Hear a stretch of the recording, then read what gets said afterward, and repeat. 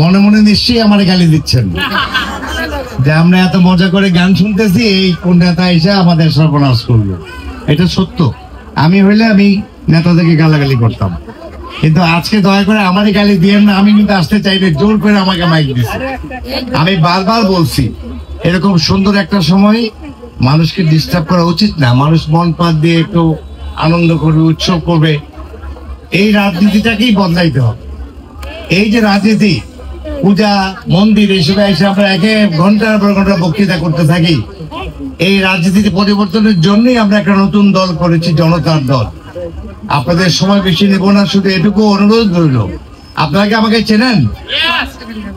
আমি আপনার কাছে কৃতজ্ঞ, কারণ কিছুদিন না প্রায় 15 বছর আগে আমি একটা নির্বাচন করেছিলাম আনারস মার্কা নিয়ে, এবং এখানে প্রত্যেকে আমাকে ভোট দিয়েছিল। এর জন্য আপনাদেরকে আমি কৃতজ্ঞতা জানাচ্ছি।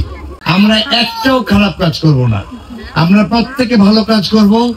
তাহলে পরে এই পূজা বা ঈশ্বরের প্রতি বিশ্বাস, ঈশ্বরের যে আদেশ, সেটা পালন করা হবে। তো চলেন আমরা আজকে শপথ নেই যে আমরা আজকে থেকে সবাই ভালো কাজ করব, প্রত্যেকের পাশে দাঁড়াবো। যে কোনো লোকের বিপদে আপদে ঝাঁপাই পড়াটাই হলো প্রত্যেকটা ধর্মের ঈশ্বরের পক্ষ থেকে আদেশ। আপনাদের সবাইকে ধন্যবাদ।